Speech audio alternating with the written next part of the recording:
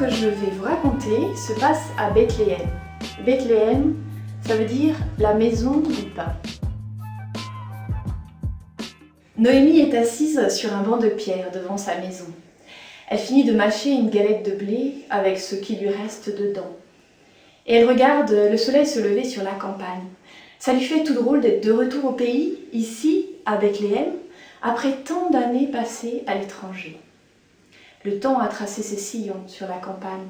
Des arbres ont poussé, d'autres ont été coupés, quelques maisons se sont construites là-bas. Oui, un vol d'oiseaux traverse le ciel et Noémie se souvient du jour où ils sont partis d'ici. Avec son mari, Elimelech, et leurs deux fils, Kilion et Malon. C'était il y a une dizaine d'années. C'était la famine ici à Bethléem. Il n'y avait plus de blé, plus de pain. Alors ils sont partis tenter leur chance à l'étranger.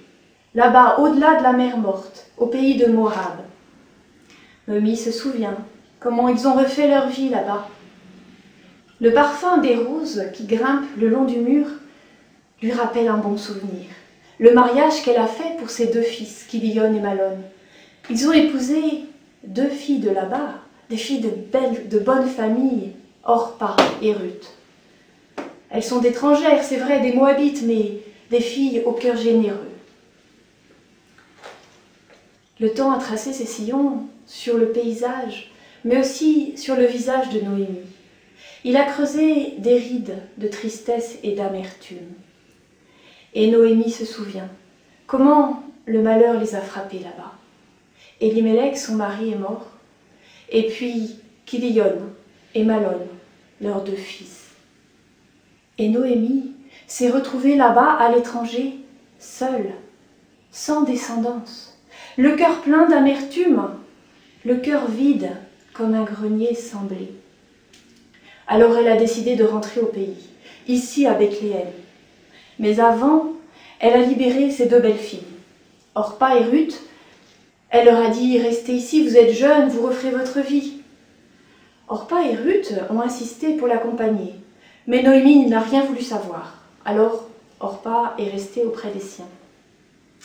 Mais Ruth, avec une douce obstination, lui a dit « Où tu iras, j'irai. Ton peuple sera mon peuple, et ton Dieu sera mon Dieu. » Après ces paroles, Noémie n'a plus le cœur de décourager Ruth. Et c'est comme ça qu'elles sont arrivées il y a juste quelques jours, toutes les deux, à Bethléem.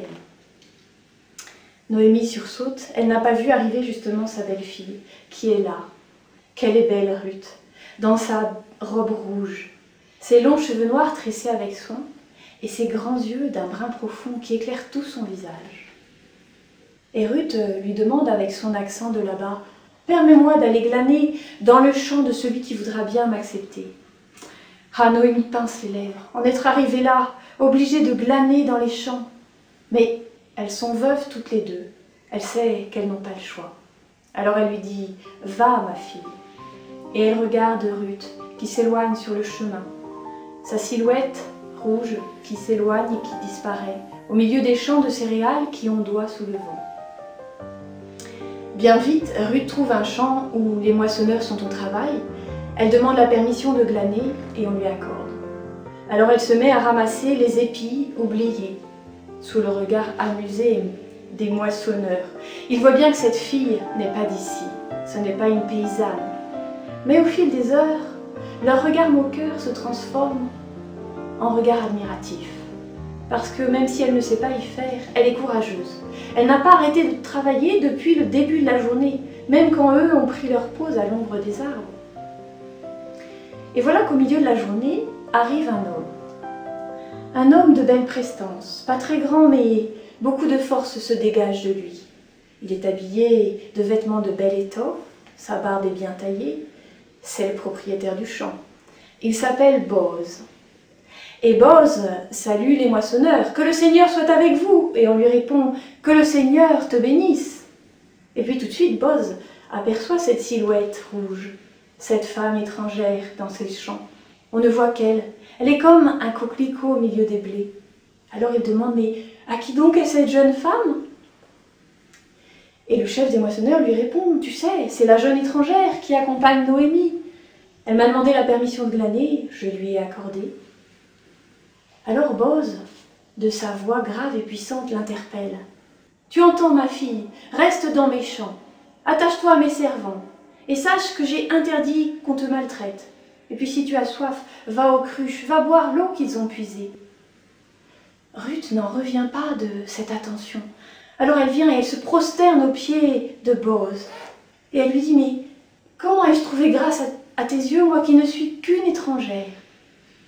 Et Boz lui dit, c'est qu'on m'a raconté tout ce que tu as fait depuis la mort de ton mari. Comment tu as quitté ton pays, ta famille, pour venir chez un peuple que tu ne connais ni d'hier, ni d'avant-hier. Oh vraiment, que le Dieu d'Israël te rende tout ce que tu as donné, que tu obtiennes pleine récompense du Dieu d'Israël sous les ailes de qui tu es venu t'abriter. Ruth, l'étrangère, est profondément touchée par cet accueil. Elle remercie Boz et lui dit « Oh, puissé-je toujours trouver grâce à tes yeux, moi qui ne suis... Tu as parlé, moi qui ne suis même pas l'égale d'une de tes servantes, et tu as parlé à mon cœur. » Et puis bientôt, c'est l'heure du repas. Les moissonneurs étalent leurs nattes sous l'ombre des arbres, sortent la nourriture. Ruth se tient à l'écart, bien sûr. Mais Boz l'appelle, il lui dit « Viens manger avec nous » et il l'installe à ses côtés et lui donne du grain rôti, du pain, il lui apporte de la sauce. Oh Ruth, laisse tomber toute sa fierté de grand propriétaire pour se faire serviteur. Tous les préjugés de Boz sur ce peuple, sur ces Moabites, tous ces préjugés sont en train de tomber devant cette jeune femme humble et courageuse. Et puis le travail reprend, Ruth retourne au champ et Boz dit à ses serviteurs, surtout, prenez soin d'elle, ne la maltraitez pas et puis vous ferez exprès de laisser tomber quelques épis pour qu'elle ait bien de quoi ramasser. Ce qui fait qu'à la fin de la journée, Ruth a ramassé une quantité de blé magnifique. Elle est toute heureuse de rentrer chez Noémie. Elle lui offre d'abord le grain rôti qu'elle avait mis de côté pendant son repas, et puis elle lui montre tout son grain.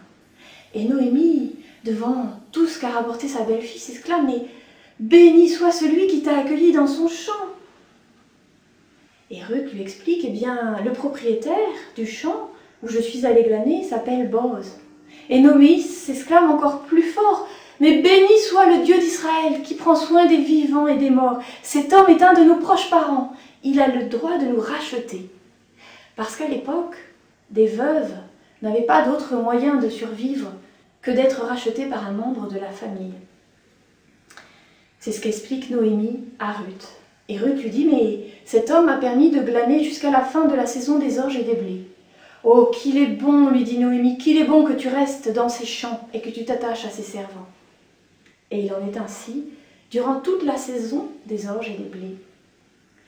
Et un soir où rentre Ruth, devant tout ce grain rapporté par sa belle-fille, Noémie soupire, et dans le cœur de Noémie, dans son cœur plein d'amertume, dans ce cœur sans descendance, dans ce cœur vide comme un grenier sans blé, un grain d'espérance renaît.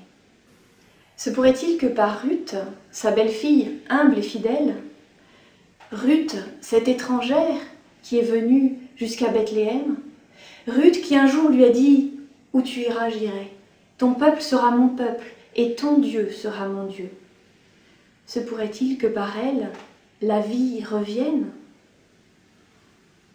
Alors si vous lisez la fin de l'histoire, et je vous invite à le faire parce que c'est une très belle histoire, vous saurez que oui, la vie revient. Ruth aura un fils qu'on appellera Obed.